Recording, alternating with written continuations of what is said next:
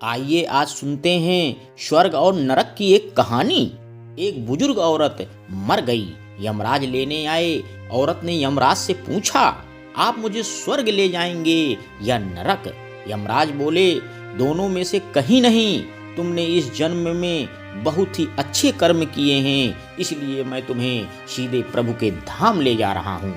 बुजुर्ग औरत खुश हो गई और बोली, धन्यवाद, पर मेरी आपसे एक विनती है। मैंने यहाँ धरती पर सबसे स्वर्ग नरक के बारे में बहुत सुना है, इसलिए मैं एक बार दोनों जगहों को देखना चाहती हूँ। यमराज बोले, तुम्हारे कर्म अच्छे हैं, इसलिए मैं तुम्हारी यह इच्छा पूरी करता हूँ। चलो हम स्वर्ग और नरक के रास्ते से होते हुए प्रभु के धाम चलेंगे। दोनों चल पड़े। सबसे पहले नरक आया। नरक में बुजुर्ग औरत ने जोर जोर से लोगों के रोने की आवाज सुनी। वहां नरक में सभी लोग दुबले पतले और बीमार दिखाई दे रहे थे। औरत ने एक आदमी से पूछा, यहाँ आप सब लोगों की ऐसी हालत क्यों है? आदमी बोला, तो और कैसी हालत होगी? मरने के बाद जब से यहाँ आए हैं हमने एक दिन भी खाना नहीं खाया। भूख से हमारी आत्माएं तड़प रही हैं। बुजुर्ग औरत ने उस आदमी से पूछा, इस पतीले में क्या है? आदमी मायूस होकर बोला, ये पतीला बहुत ही स्वादिष्ट खीर से हर समय भरा रहता है। बुजुर्ग औरत ने हैरानी से पूछा, इसमें खीर है तो आप लोग पेट भर के ये खीर खाते क्यों नहीं? भूख से क्यों तड़प रहे हैं? आदमी रो रो कर बोलने लगा, कैसे खाएं? ये पतीला 100 फीट ऊंचा है, हम में से कोई भी उस पतीले तक नहीं पहुंच पाता। यह सुन बुजुर्ग औरत को उन पर तरस आ गया। सोचने लगी, बेचारे खीर का पतीला होते हुए भी भूख से बेहाल हैं। शायद ईश्वर ने इन्हें यही दंड दिया होगा। अब यमराज बुजुर्ग औरत से बोले, चलो हमें देर हो रही है।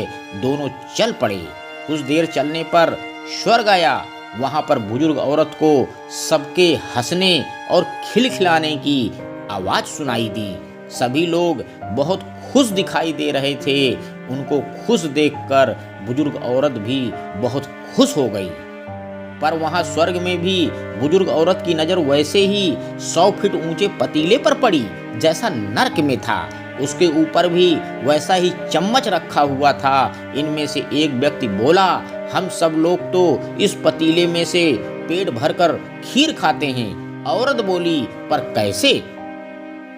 पतीला तो बहुत ऊंचा है। व्यक्ति बोला, तो क्या हो गया? पतीला ऊंचा है तो यहाँ पर कितने सारे पेड़ हैं। हमने इन पेड़ों की लकड़ी काट ली और उसको एक विशाल सीढ़ी का निर्माण किया। उस लकड़ी के सीढ़ी के सहारे हम पतीले तक पहुँचते हैं और सब मिलकर खीर का आनंद लेते हैं। बुजुर्ग औरत यमराज की तरफ देखने लगी।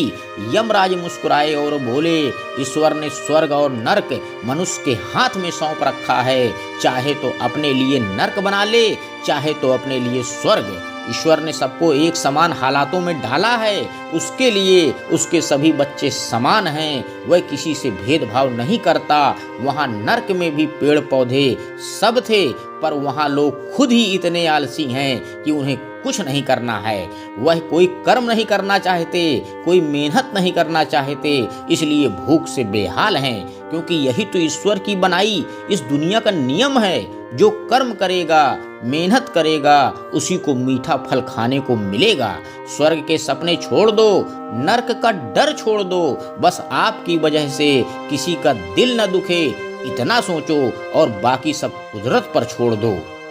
दोस्तों, मुझे उम्मीद है कि आपको यह कहानी बहुत अच्छी लगी होगी। अगर कहानी अच्छी लगे तो कमेंट करें और शेयर जरूर करें।